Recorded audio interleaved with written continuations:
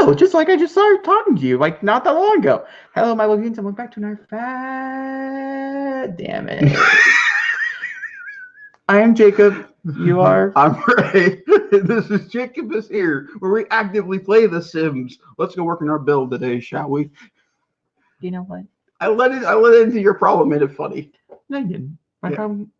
Some people don't even know that was my problem. Okay? Some people don't know my intros.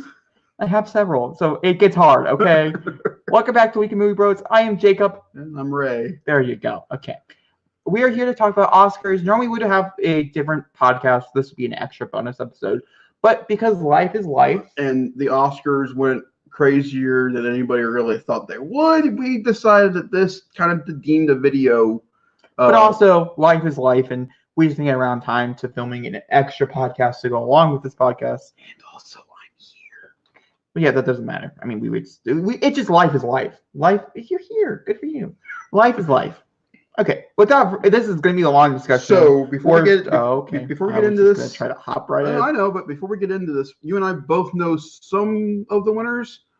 We're going to talk about them when we get there. Are you happy with what you heard?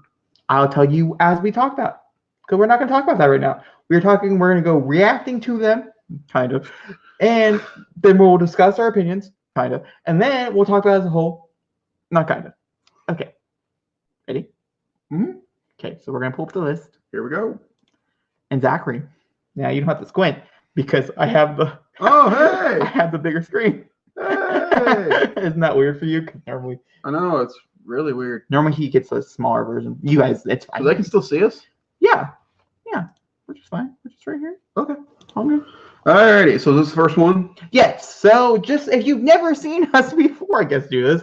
We go back and forth, we read about, we talk about type. Yeah, you'll understand. So, also, sorry. Just to quickly mention, normally these would just be in audio format because that's how we normally do any coverage, such as award season.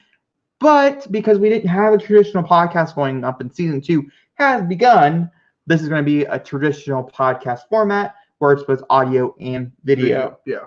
Okay. So are you going first to me or am I going first to you? you? You're going to go first. Okay. So the first Oscar last night was original screenplay, and the nominees were Knives Out for Ryan Johnson, Marriage Story for Noah Baumbach, 1917 from Sam Mendes and Christy Wilson Cairns, Once Upon a Time in Hollywood, Quentin Tarantino, and the winner of this category was Parasite from Bong Joon-ho, Han Jin-won, and Bong Joon-ho. It's so much fun to say those names. It's like saying a melody of music. Okay. Bong Joon-ho. Okay, sorry. Stop. Who'd you think was going to win, and are you shocked about the winner? Because we talked about this when they were announced. So personally, I wasn't shocked about the winner, and that's only because they had a great story. And normally, the movie itself is not the important part; it's the Oscar story leading up to the Oscars, and they had such an amazing one. My personal opinion: I have seen every single one. Actually, not Parasite, so I don't really have an opinion on the winner. Yeah. I'm seeing that actually in 2 weeks. Thank you for the heads up. You're welcome. I'll text you when it's Thank you. You can watch it. I just don't have enough money this week. It just happens. It's able to rent right now, right? Yes, it is. Tell you what, it's on me. Well, then you have to let me know. Okay, I'll let you know Friday. Okay. Moving on. I've seen all Or figure out details for the channel. You're welcome. God damn it. Marriage Story. That's my one. That's the one I was hoping. But that's what we're trying to get to. Were you shocked though? Honestly, the only other film I think had a shot at winning this was Marriage Story or Knives Out. I think everyone would have been pissed if Once Upon a Time in Hollywood won this. The script was probably I would say the weakest point of it. And since I have not seen 1917 and you have, would you have been upset if 1917 won the... Yes, because I also agree. Now, I have to say, my opinion is not the same as lots. I talked to a lot of people about this movie, and they all love the script. I've heard it's really boring. I don't feel the same way. I heard the script was really boring. I just didn't really like it. I thought Marriage Story was the strongest. I understand where Parasite could win because of like the twists and turns it takes.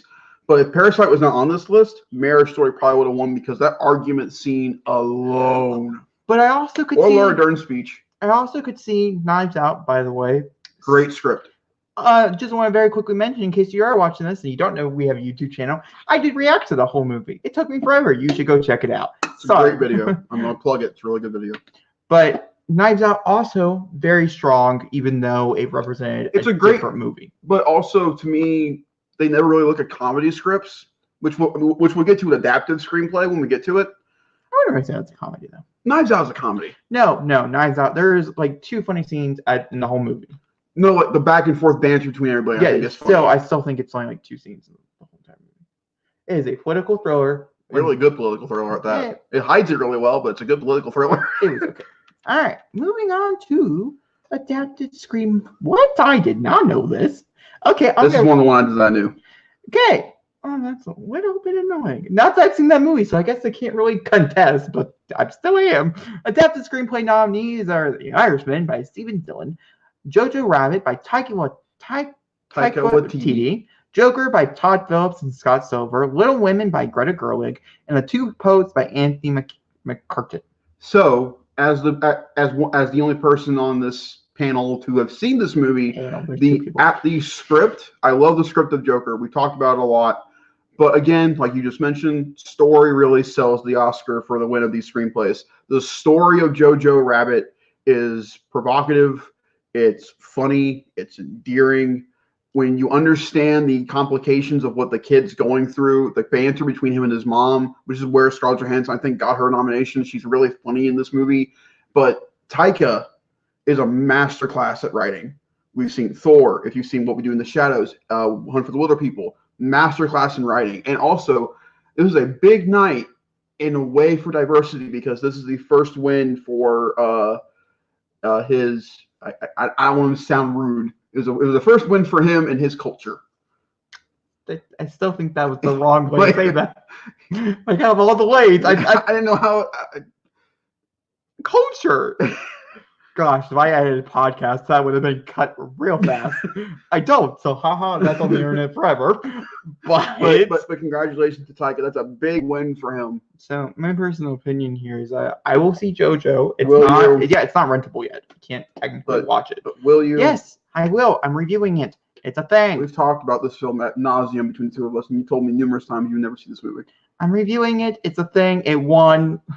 You know how I am about sticklers. I know you are. I'll watch it with you when you do it. No, it's fine. I have to probably experience this by myself. I'm going to laugh and come out and go, wow, I really wasn't expecting that, but boy, that was good. I'm going to come out and be like, well, that was bad. Okay, moving on. Dad loved it. So I actually would give this The Little Women. I haven't seen it, so. Having read half the book was super duper boring. Don't recommend. A lot of people do recommend, but I don't recommend. I think Greta Gerwig took a very horrible, boring, stupid, mundane story that was almost unreadable to something that is probably one of my favorite movies of all time. And you know what? I think that deserves an Oscar. Also, the fact that it's one of the only things they're nominated for, and the only thing that she's nominated for, even though she directed the shit out of that movie. No personal opinions about that. I would have been pissed if they gave it to The Irishman. Oh my gosh, I know, right? I just found out that was a book. Like, literally. It's crazy. 2 weeks ago. Either way, moving on. So, this is one of the more interesting winners from last night. Achievements in visual effects nominees: Avengers Endgame, The Irishman, 1917, and Star Wars The Rise of Skywalker. If you're listening to this, another nominee would be The Lion King, which I think deserves to be on this list because the whole movie is a visual effect. Yes, but we just watched a movie where the hyena had more emotion. But it's not about the visual. It's about how... What's this achievement for? No, but it is an achievement in visual effects because they're all CGI and they all look fucking real. That's this achievement. I've seen every movie on this list except the winner. You've seen the movie. Is it worth the win? I have to say yes. And that is only because of how the movie... See, we had a long conversation about this, going into this, about 1917 and things like that. The accomplishments with the visuals are what sell this movie. And knowing that part of the reason why it's so strung together and cohesive is visual effects and things like that, it makes a lot of sense. Anything camera work, anything down here in these categories, 1917 wins, I can totally see why. I completely agree. Personal opinion, I would have given it to an Endgame. I would have probably given it to The Lion King. You know what? Yeah. Just do that to be mean to me. No, because Avengers Endgame, it was about the same as Avengers Infinity War. Which was incredible. No, I agree, but still, it's just been there, done that. Irishman, why should it be nominated? Because they used visual effects like Did what? Did they, though? Not really. I guess it was more the actors. No, it was the de-aging technology they used. It's just like if they put cats on here. Oh. It's like that same level. You know what I mean? And then Star Wars, they never really changed their visual style, so Star Wars is always the same. As well, where I think The Lion King, it was generally actually an achievement in visual effects. If anything, Lion King should win for best documentary. Moving on. Yeah, so, like, you not wrong. Okay. So achievement in sound mixing. I don't really know if I agree with this. It's you. No, it's you. No, I just read the visuals. Ad Astra, Ford v Ferrari, Joker, 1917, and Once Upon a Time in Hollywood. Now, I have not seen the movie. However, I have watched the trailers. Sound mixing is when you bleed in sounds going out throughout the film. From the trailers alone, it feels like 1917 is a war-based film. So they have the new like explosions, gunshots, and the visual of that. I think is actually. I guess I can see that. This is where if Joker would have won, been weird. There really wasn't a lot of sound mixing in that. Ad Astra I didn't see, but you have. It definitely was. Ford v Ferrari. I think from what I could tell by the trailers, definitely the races, man, are incredible. Once Upon a Time in Hollywood, again, a weird one. I don't get kinda. There's certain scenes, I think, like the mixes of the TV sound effects and that kind of. Okay, but I see where 1917 won. Though, like with a war-based thing, it makes sense. But I think it makes sense if they both win. I think it was a little safe. I think personally, you've not seen the film. Ford v also Ferrari. going to be seeing it eventually. I can't recommend that movie enough. That movie's so fucking good. I personally believe that it probably should have gone to Ford. Should have gone to Ford. But hey, we're not here to judge. We're just here to opinionate. We'll get judgy later. We'll get judgy later for sure. So yeah, that achievement in sound editing. Look what won. So I do wonder if we're getting the mix. I don't know. It's so complicated. What won, Jake? Oh, sorry. So we have achievement in sound editing. Sorry, I didn't forget. I was the one reading this. Ford v Ferrari, Joker, 1917, Once Upon a Time in Hollywood, Star Wars: The Rise of Skywalker, and Ford v Ferrari did win. And so that's why I do wonder if any of you guys are very keen to what these things mean. I'm an editor. I do a lot of editing. Some people would let say us know in the comments of why you think it didn't win mixing, but it won editing. What's the difference? What did you say the main difference between the two are? And that way maybe we can understand why it won over one. With how 1970 is edited, wouldn't the sound of the editing be more cohesive with how they did it, so it would be more of an achievement? Yeah, so I mean, we're not really sure the difference between the two, and so we would love to know and be educated in the comment section, personally. Regardless of say, anything sound-wise in Ford v Ferrari is incredible, so they did a good job anyway. I have to say, though, on this whole list, even though I've not seen Ford v Ferrari, and I just said it should have won the last category, so I'm very happy for it winning this category. But I kind of think Star Wars. The sound work for Star Wars is always the best. It's always the strongest out of the movie. You know why it didn't win for this? Because Star Wars, the original 1977 film, won all of the technical achievements. It also was not really liked by critics, and so it's not shocking that it didn't win. It's shocking that it got nominated. Like Lion King. No, Lion King was actually liked by people. I know. Hey. So, best live-action short. The nominees were Brotherhood from Netta Football Club, The Neighbor's Window, Marshall Curry, and Neighbor's Window, Saria, and a Sister. And we say this during the Golden Globes, we say this during the BAFTAs. We don't know what these are. Now, I do have to say, because I was going to try to react to these, I can't find them anywhere. So once again, if it's you not guys, our fault, we just can't acquire them. If you guys know where I can find these, like when we get to the shorts animated, I can point you in certain different places where you can actually go watch those. Because I watched like 4 of them. I couldn't watch them all. I couldn't find them all. But I could point you in different directions in case you do want to see them. You can't do it for these though. But for these ones, I literally couldn't find. So please, I am curious. I do want to watch them. They're shorts. It's not. I want to watch Neighbor's Window. It's not going to take too much time. I would like to watch them all and really judge it myself. But good for it. You know, it's always good to see shorts win things, especially these big things. I agree. Yeah, not a problem. So, best animated short film nominees. I have seen quite a few of these, and then I'll talk about that in a minute.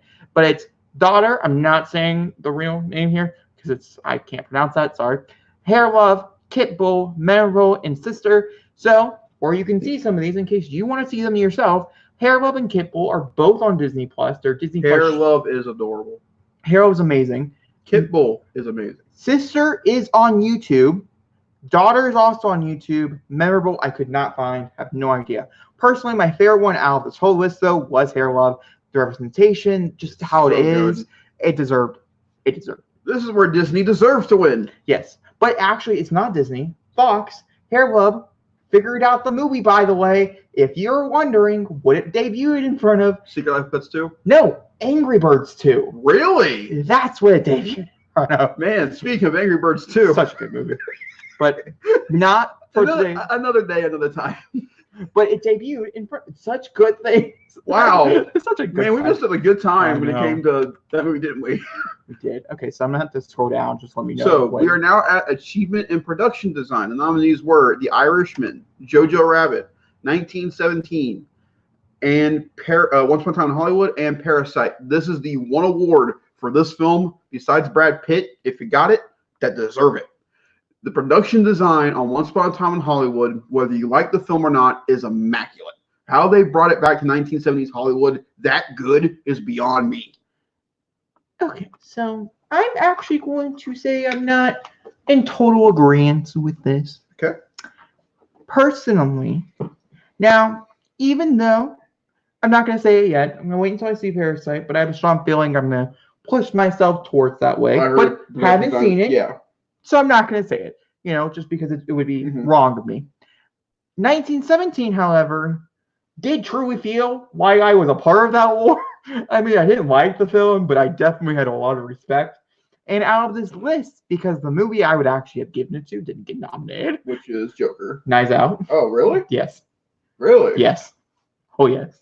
The Mansion was that. Oh, Knives Out. Knives Out. Person that deserved it. Whoever, the spotter, the whole... Sorry, not. I guess 1917.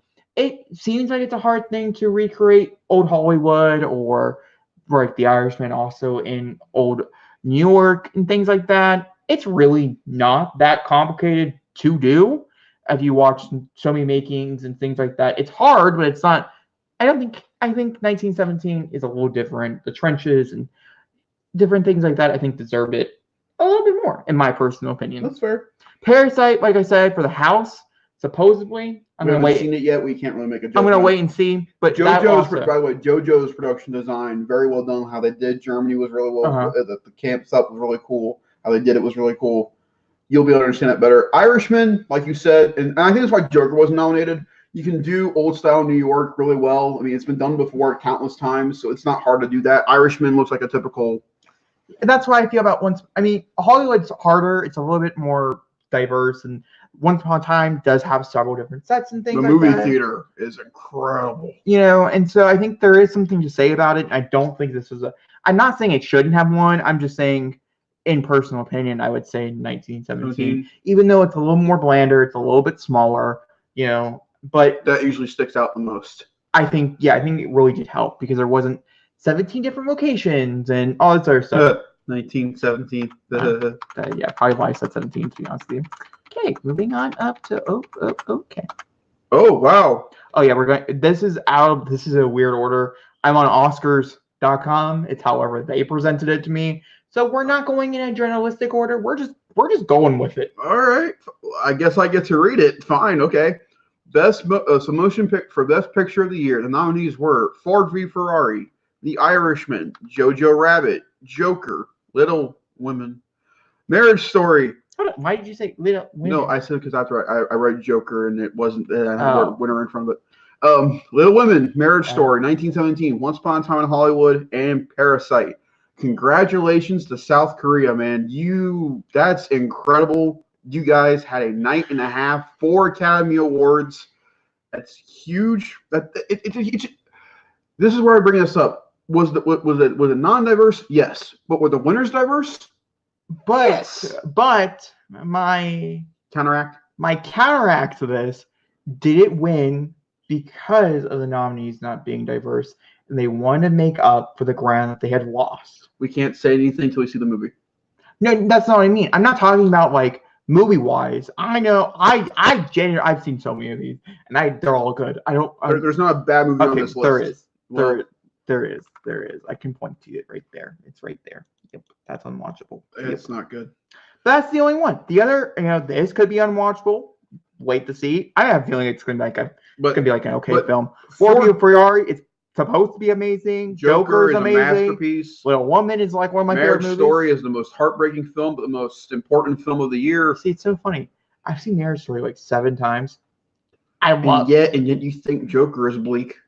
I agree. I understand. But it's true. Out of those 2 movies, I get that. That's what, in the context of that. Once Upon a Time in Hollywood, I have my issues. Still a good movie. I don't really know Best Picture worthy, but Tarantino's had better movies that require 1917 also, I don't really think is best. I've had long conversations about this. Parasite, not seen. Could be amazing. But I'm just saying, did they win because they needed a diverse, there was so much controversy. Let's take out 2 of the more obvious movies on this list. The Irishman, let's take that off. And let's take off Once Upon a Time in Hollywood. Okay. Let's take off Tarantino and Scorsese. If Scorsese and Tarantino weren't on there and Parasite was still on there, and also let's take out Scorsese and Tarantino from Best Directing. If they were not on there at all, do you think Gertwig would have been put on there for Little Women? And also, do you think Little Women would have more of a shot in the Best Picture category without having Tarantino and Scorsese there? No, I don't think so. You still think it would have gone the way it did? Yeah, no. But do you think you'd have been more happy with that result because she would have been represented on there without them being on there? No, so with directing, I think those are 2 people that did not need to be on that list. And everybody's been agreeing with that statement. I think they could have been replaced by several amazing female. If you've not seen A Beautiful Day in the Neighborhood, watch that movie. Several amazingly directed films from females. I don't know. It's just something to think about. I'm so happy for it. Yeah, it's still an amazing achievement. I don't want to take it away from it. I'm just saying, I do wonder, it is the only truly, really diverse film on this list. It does make me wonder. It does, but either way, I'm still very excited. It's still one of my They really could have gone the easy route and picked, honestly, they could have picked anything else on that list. Really, I mean, honestly. Would have been the easiest, I would say. For me, honestly, the easier route's Irishman. They could have easily gone Scorsese. I only say 1917 because 1917 has been taking home this award in every other show. Parasite has not won. It's always been 1917, which is why this was a big shock, because Parasite won and beat 1917, and everybody's like, what? Do you know how many awards Parasite has now? 127. And once again, I have a feeling the movie is going to be incredible. Like one of the best films I've ever seen. Like I don't want to take anything away from it. I just find it weird that there are 2 blatant, obvious films on this category in the entire Oscars that are only on there strictly because of who directed them. So we're gonna move on, though. We should. I'm very, very happy for it. I don't want it to be that. Oh yeah, you get to read this one. I'm very, very, very, very happy for it, and I'm very grateful. And I cannot wait to see Parasite. I genuinely can't. I had no idea what Parasite is. Now I can't wait to watch it. Jacob, you get to read this. I also still have no idea what the movie's about, and I'm going in that way for a purpose. Yep, I haven't watched any trailers. Just go in. Jacob, read it. Okay, so achievement in music written for motion pictures / original songs. The nominees is I Can't Let You Throw Yourself Away from Toy Story 4. Great song. Sure. I'm Gonna Love Me Again from Rocket Man. I'm Staying With You from Breakthrough. Into the Unknown from Frozen 2. Stand Up from Harriet. So Rocket Man actually was the winner here. And once again, we talked about this before. I'm very happy that it won. It's a great song. It's amazing. By the way, you know this is Elton John's first win? Yes. He didn't win for Lion King? No. That's crazy. But with that also being said, I think Frozen 2 would have more of a shot with Show Yourself 7 to the Unknown. I think personally I wanted Frozen 2 to win just because it got. But here's the thing. So we're going to hit on both angles. Frozen 2 should have won because it was snubbed. Rocket Man deserved to win because it was also snubbed. Yes. They both multiple fronts. Rocketman should have been nominated for Best Actor, and the movie should have been nominated for Best Picture. And I know why it wasn't nominated for either, because that kind of genre already won, and Rami Malek won last year for Queen. Also, the queer storyline has already won. It's annoying, but it's all true. Get out. But they won the Golden Globes. Not that always says that they get to move on to the Oscars. Wasn't Edgerton nominated for the BAFTA too? Yes. No, he's been nominated for everything but the Oscar. You know what the best part about this entire story is still? I've not seen it yet. It's amazing. I really need to watch, because I keep watching on the music from the movie. Like, he does perfect impersonations of the music videos. Also, want to mention, he's the actual one singing it. Can't say the same about Rami Malek. He's so good. Now, that was a specific choice. Yes. For Bohemian Rhapsody. His singing is so good. But I think it plays live with Elton. Oh my God. It's so good. But either way, I'm very excited, very happy about this. It does make me sad that the only category Frozen 2 was nominated. And by the way, as a kid at heart, hearing Randy Newman sing on a stage, I'll never take that away from me. That was so cool. Having all the clouds around him, it was awesome. Even though I think it was once again, in this category, it was a song that should not have been nominated. I don't think Show Yourself should have been nominated. I think Into the Woods, personally, should have been nominated. Hearing Jonathan Groff sing Into the Woods on live stage would have been. So, by the way, we're going to get into these real quick. The best performance of the night from all of these was the winner. Elton John was awesome. In the Unknown was not good. I liked it. It was not good. I thought Adina was a little pitchy. No, hang on. Let me explain. I think besides Let It Go, I think for the first time she's getting tired of singing it. And I could tell it from last night. Last night, a few nights ago. I can tell she's getting tired of singing this one. When I hear her sing "Show Yourself," she's more into it. I think she's tired of singing the whole thing of like singing it over and over again. Either way, we're gonna move on. This. Yeah. So ironically, we had just originally talked about the score not that long ago. This is where for me a film really shines, and it's how the mood is set for a film, and this is perfect for it. She's won every award. The achievement for music written for motion picture original score nominees are Joker, Little Women, Marriage Story, 1917, and Star Wars: The Rise of Skywalker. I want to point out two things before we get to the winner. This is the 57th nomination for John Williams. This is also the 9th nomination for Star Wars. You want to know something funny? He's only won it once for Star Wars, and it wasn't for Star Wars. It was for Empire. Okay. Both Newmans were nominated. Mm-hmm. And ironically, Randy was not named for Toy Story. He was nominated for, in my opinion, a better score, which was Marriage Story.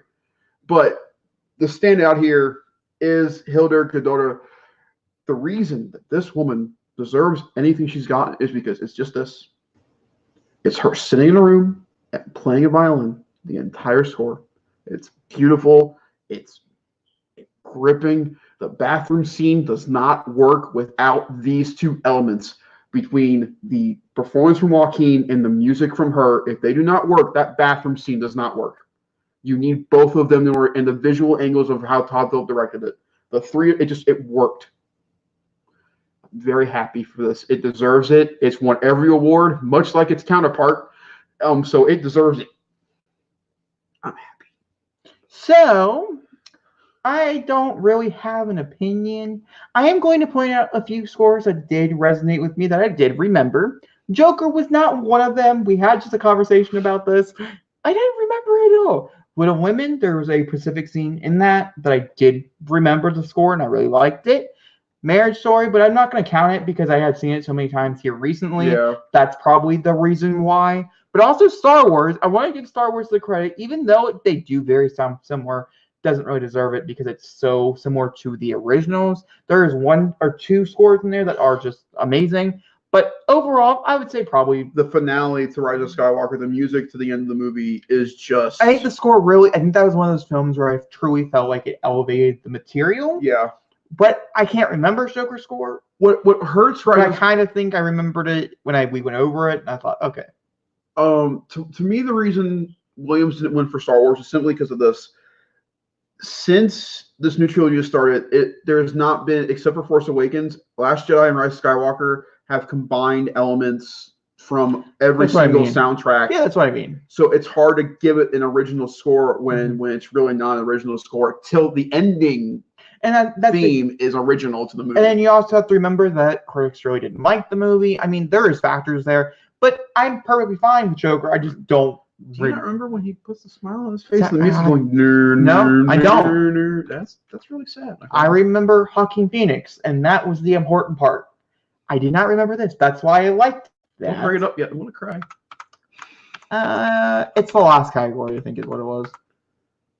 All right, so achievement in makeup and hairstyling nominees, ironically, Suicide Squad won this. Sorry, don't know why I had to bring that up. I don't actually know why I brought that up. Either way, it was Bombshell with the winner. Normally, I'll just say that. Oh, God, I'm weird. Okay, fine. Joker, Judy, Maleficent, Mistress of Evil, or 1917. Personally, yeah, no, I completely agree here. I haven't seen it, so I really can't say anything. The makeup and hairstyling design on Joker, the clown makeup is awesome. But just from the trailer for Bombshell, is that Charlize Theron or is that Megyn Kelly? You really don't know. That's what won them the award, is how well they did that with her. So I guess we're gonna figure out if she should have won, since I do know who won that category. I don't. Weird. Okay. International feature film of the year is we have Corpus Christi, we have Honeyland, we have Les Mis. That still just weirds me out.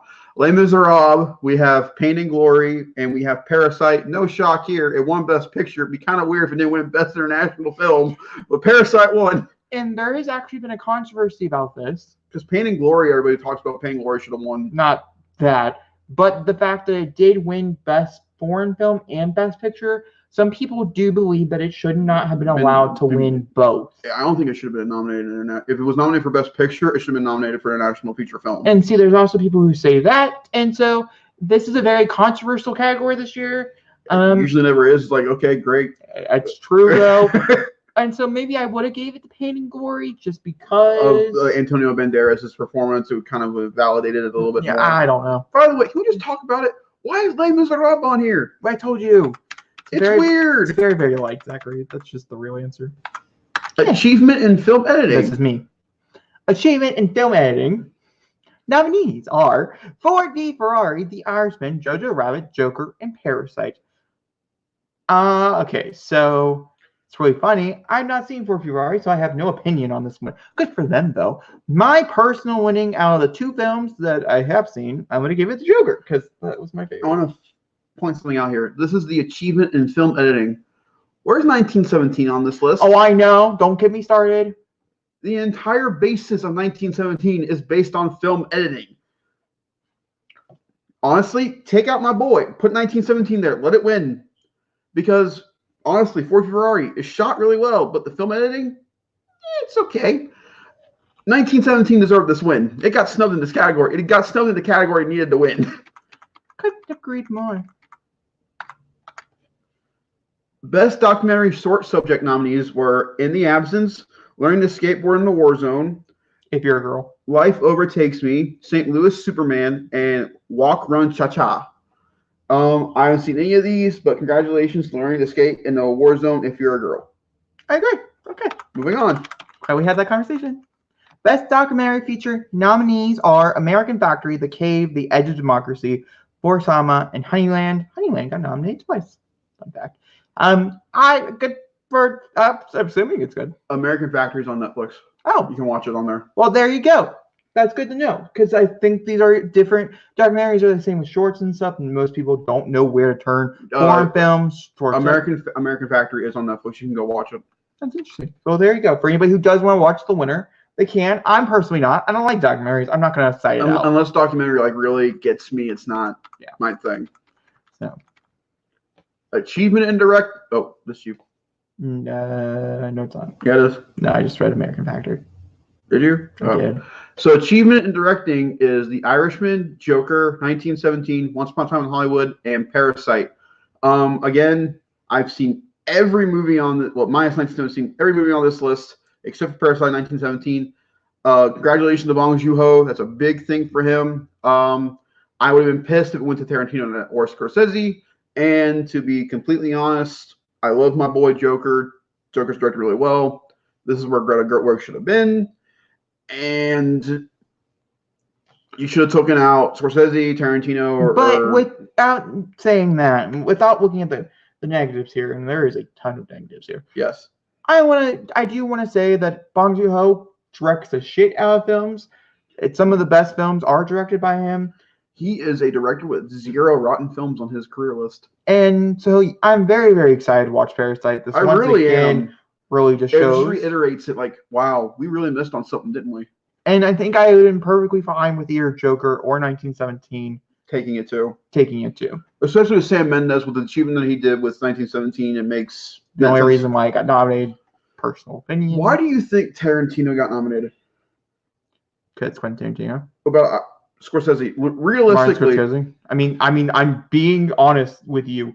It's the name. By the way, do you realize that Netflix was nominated for 9 awards and won none? Well, they didn't really deserve it. Yeah, no, there's no way around it. They didn't deserve it. And also, I have a feeling Once Upon a Time in Hollywood's been nominated for all these things because it is his 9th film.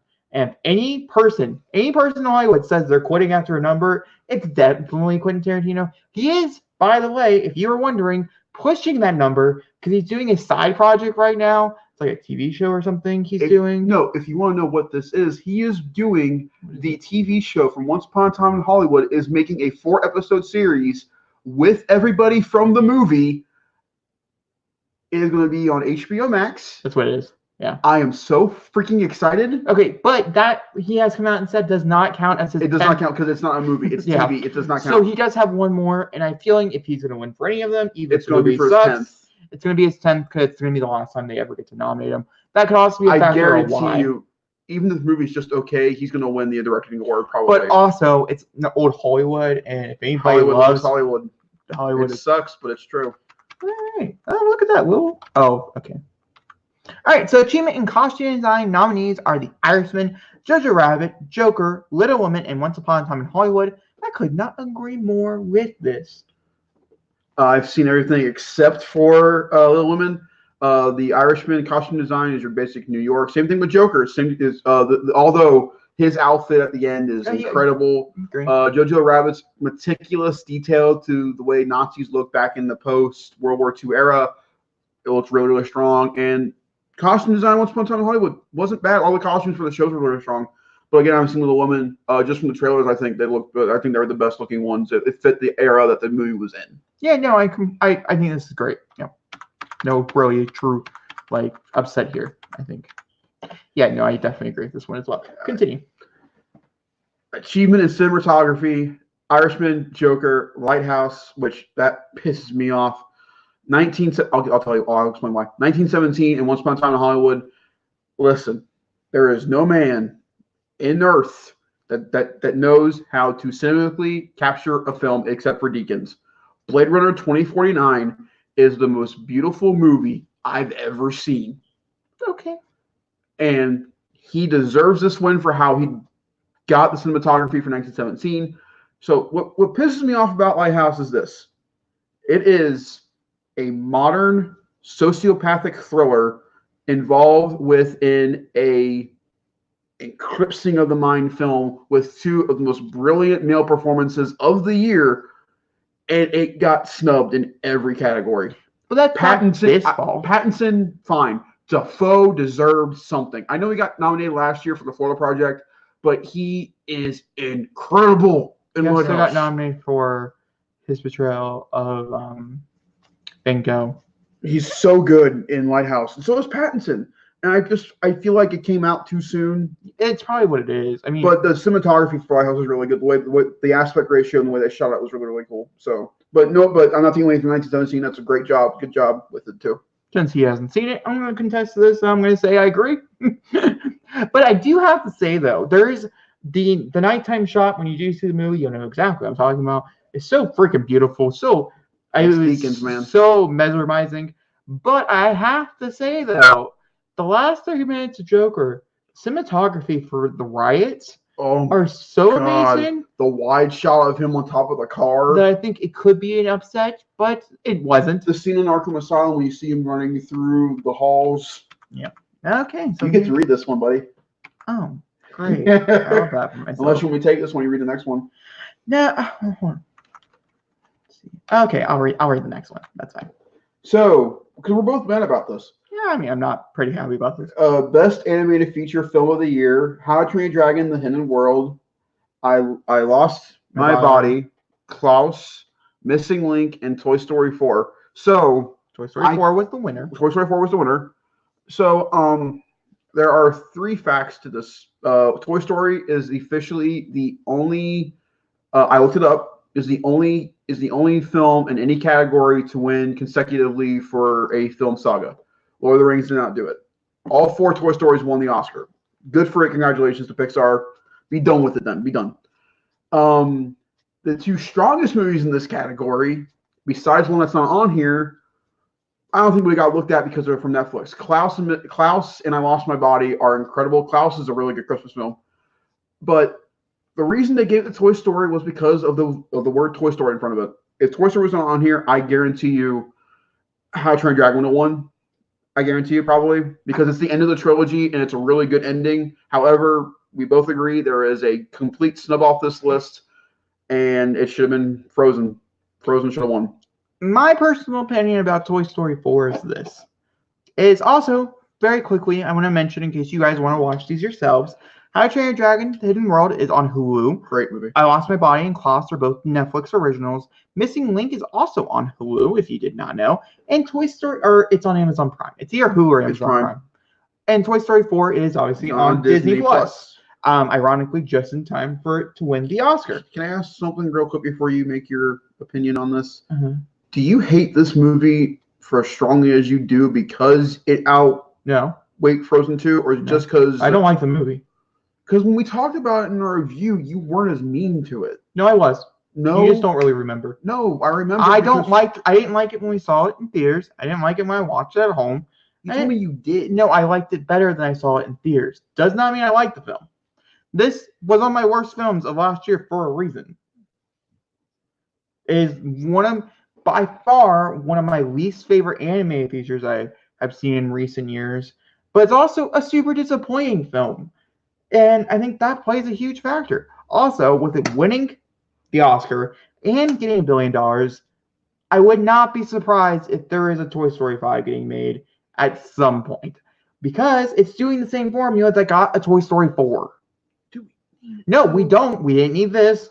We didn't. And we got this, so you can't use that as this anymore. Toy Story 3 should have been the final one, and I'm over talking about this. But how do you sell a Toy Story without Woody?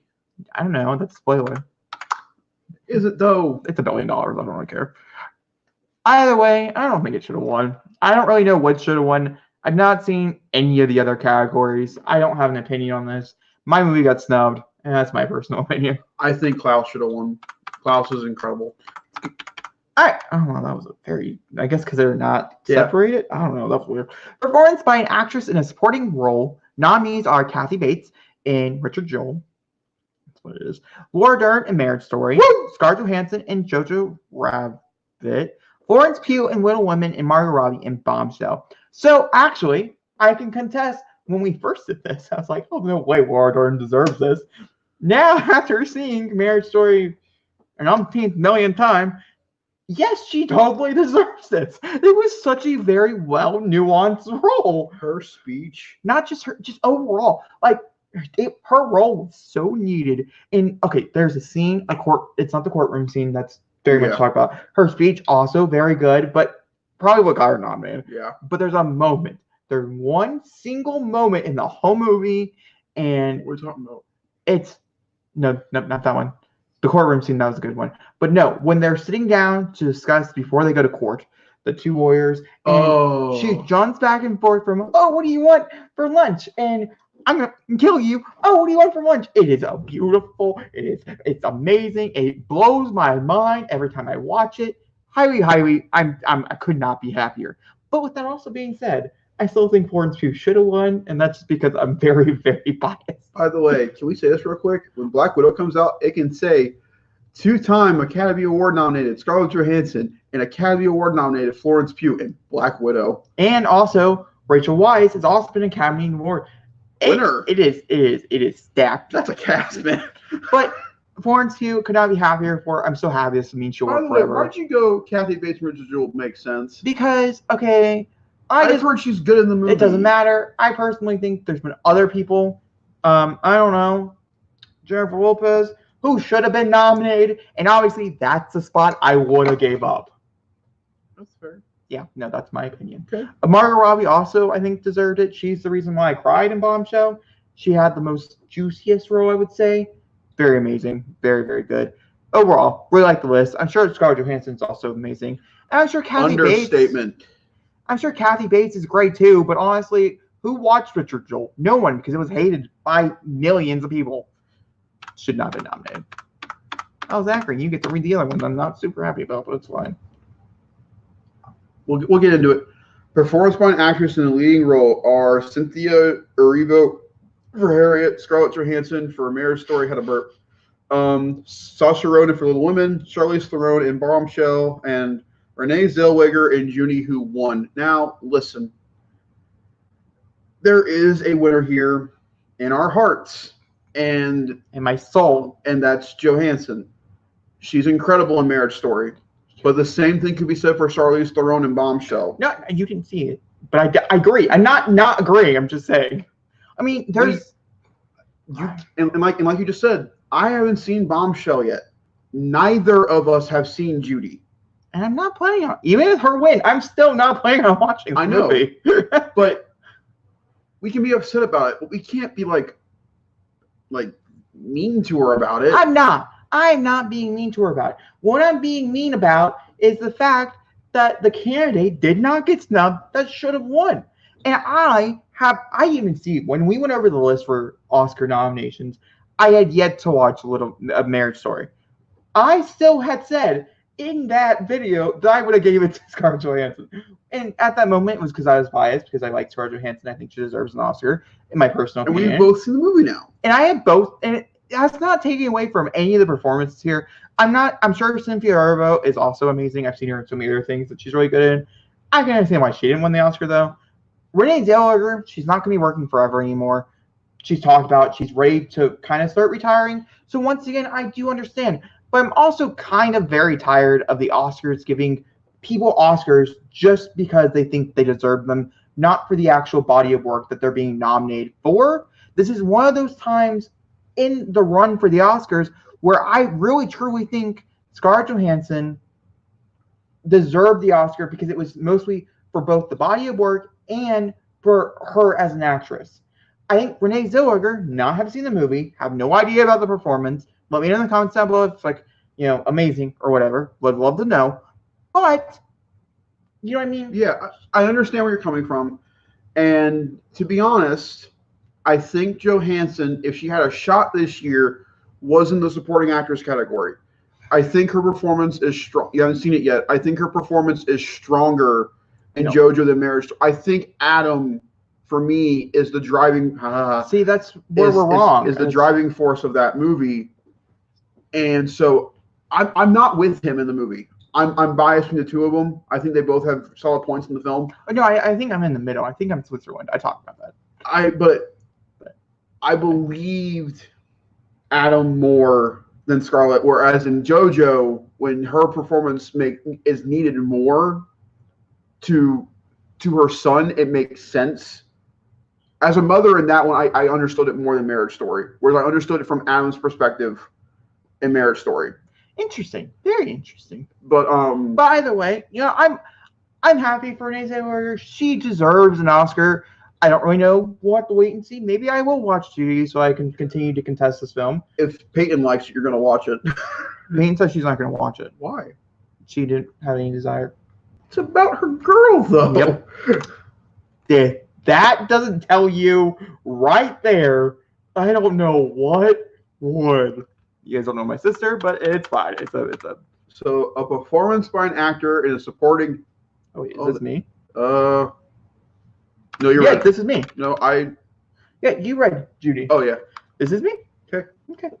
Performance by an actor in supporting role nominees: Tom Hanks in A Beautiful Day in the Neighborhood. Doesn't make any sense to me. Anthony Hopkins. We'll get into it.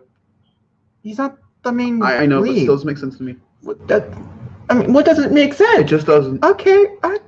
It doesn't. It just doesn't. Okay. Come I'm just real confused. Anyhow, the two popes, Al Pacino and The Irishman, Joe Pesci and The Irishman, Brad Pitt, and Once Upon a Time in Hollywood. And obviously, the person who won actually deserved to win. What a weird thing the Oscars decided to do. He is so good. And see, this is a difference of opinions where I think Brad Pitt, one, deserved it for the role, but he also deserved it for his body of work. Of all the times he got snubbed before, I think he deserves this. Also, he's one of the only people out there that can say that he's won for both producing and starring in a movie. Not most people can say that they've done both.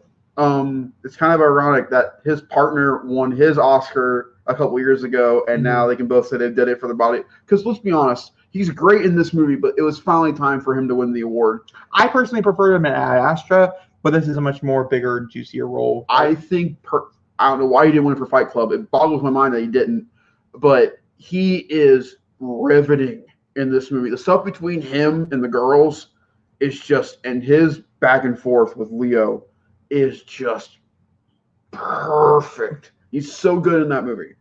Completely agree. It's so good. And by the way, I know we don't like Irishmen, but I want to give some mad respect to Pesci. He came out of retirement for that movie, and he's the best part of that movie. That is all. Zachary, you get to read it. You get to read it, and you better cry. We're playing this on video. I know. Performance by an actor in the leading role are Antonio Banderas for Pain and Glory, Leonardo DiCaprio for Once Upon a Time in Hollywood, Adam Driver for Marriage Story, Joaquin for Joker, and Jonathan Pryce for The Two Popes. I want to reiterate this because I watched the video last night while we were sitting here. Michelle Williams gave Joaquin the award, and I actually watched the full thing before she gave it to him. She about cried talking about this.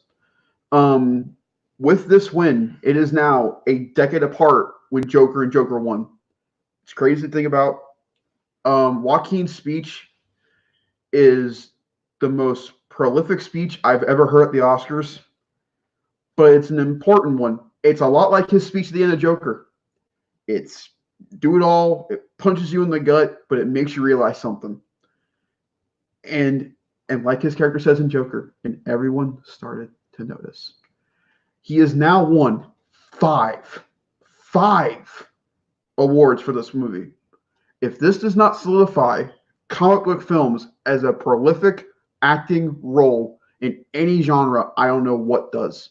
He deserves it. If anyone else would have won, it would have been weird. Would like to mention, because a lot of people talk about how DC tends to hire the actors nobody wants. Joaquin Phoenix being one of those actors. He's talked about it. He's supposed to be in Doctor Strange. Nobody out of Marvel has ever won for a Marvel role. They've won Oscars before, but never for a Marvel role. This is the second time a DC character has been nominated for the DC character role, and not because of like the movie itself. You know what I mean? Which I would say it's just so just saying. I don't care if this movie would have won Best Picture. I don't care if Todd would have won. This was about him, and I have not cried harder learning about a win in a long time. It's incredible. He deserves it. I've seen deserving wins for people, but I've never seen a more deserving win for somebody than him. He gave it. This was his tour de force. He should have won for The Master. He should have won for a lot of things. But the fact that he won for Joker says a lot about the movie. Congratulations to DC. This is where they have their heads up on Marvel. They can say, look, we got this character nominated and won twice. What have you done to Iron Man? Jack shit. Well, guys, I think that brings us to the end of our Oscar conversation. Oh, what a ride. What a ride. So, guys, that's all we're going to talk about today. Next week, it's going to be kind of a mini wrap up of a ton of stories and stuff. I did want to bring up one little thing because we've been talking about it back and forth. I haven't got to really ask your opinion about it yet. It's a small thing. Raimi for Strange. How do you feel? Oh, yeah, no. I think it's darn near beautiful. Yeah, I think it's actually the perfect comeback. Really, if he nails this movie. I feel somewhat bad, but also kind of laughable because the whole reason supposedly that I can't think of his name. Derrickson left was because of non-horror issues, like the horror And issues. they're bringing Sam. Yeah, I'm obviously. Which, by the way, does this now guarantee a Bruce Campbell cameo in Doctor Strange Multiverse of Madness? Why? I hope not. Why? I don't. It's a little too meta. He was in every Spider-Man movie with Tobey Maguire. Oh, I mean, yeah, okay. So maybe I don't know. By the way, if they're doing Multiverse of Madness, man, I don't care how it happens. If for some reason, for a random second, a Tobey Maguire Spider-Man reference pops up in this movie, people will freak the fuck out. Do you know, speaking of Sam Raimi, I never put 2 and 2 together. What? Until like 4 weeks ago. What? That Sam Raimi was the same person who directed Evil Dead and Spider-Man. Yeah. Like, it's the same Sam Raimi that we bash on for Spider-Man 3, but he gave us the best horror comedy of all time. It's such amazing movies, and I just never ever put. I for some weird reason I was like, oh, that can't be the same Sam Raimi. It is. It's crazy, isn't it? I was like, oh my god, what are you? Do you understand like the way the camera angles work now during the Spider-Man 2 Doc Ock hospital scene now? Yeah, it makes a lot more sense. I'm not even joking. It really didn't even hit me until. Watch Spider-Man again. It's crazy how much his camera angle works in Spider-Man now. When you think about the Evil Dead angles, it's really, which makes me so excited to see how it directs Doctor Strange. Yeah, I think this is a great choice. I think you could not have Rebound. Yeah, better. It's no longer speculation. It's been confirmed. Raimi is doing it. Derrickson confirmed it on his Twitter that Raimi's taking over. Which it's nice to know that the original director. He's still a producer. Yes, and it's nice to know that he's happy with the choice. I think he's happy with the choice because he's like, I can still get my angle in there somewhere now. But also, that's the point. That's the embarrassing point, is that obviously he said this was for over horror reasons, and that has to be, maybe it was a part of it, but there has to be something bigger here. Do you think they brought on Raimi instead of Derrickson because he can do horror PG-13 and Derrickson can't? Well, no, I think personally, Sam Raimi is much more of a team player. Oh, yeah. Than Scott Derrickson would ever be. Did you see what he did with Spider-Man 3? He didn't want to, but he did it for the sake of the company. So, he wanted to work with them. So that's what I mean. So I think that plays a huge factor. He can bring in the horror elements. He also brings in the horror crowd. But it also, he also is a team player. He'll stick to the rules, type of thing. It's a daring but also safe route. It plays with both. And I can't say most directors. This is the best casting or best, announcement for Marvel right now that they could have. It really is. Just for directing period. It makes the movie that I was kind of like, oh, I'm excited for because of Wanda, but now I'm genuinely super duper excited because I wonder if he's going to have the input now on what's going on with WandaVision, how it connects with Doctor Strange. Yeah, that's all done. Which, by the way, I want to point this out. This is where Feige succeeds and Kathleen Kennedy fails. He has a problem with the director, but he works it out in a way that makes sense. He figures it out in a more cohesive way, whereas Kennedy goes, we lost him. Bring back the other guy. Bring back the other guy. Well, guys, I think that brings us to the end of the podcast. If you guys enjoyed it, please give me a if you're on YouTube, you can do the thumbs up, subscribe, all that fun YouTube stuff. But if you're anywhere else, because we're on every streaming platform you can think of, you do what this guy says. You can give us a like, rate. Did I say you again?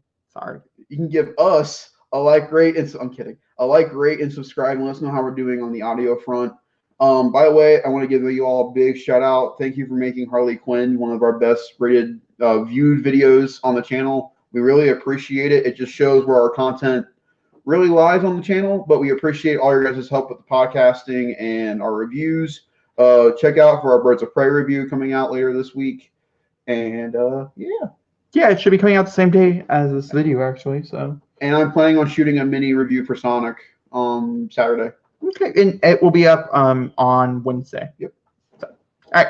Well, we will see you guys all next time for whatever we'll see you on Sunday because of box office we're going to be doing with Harley. Yes. So on next week for podcast, we'll see you guys then. Yep. In 2 different places. And cue the crazy music.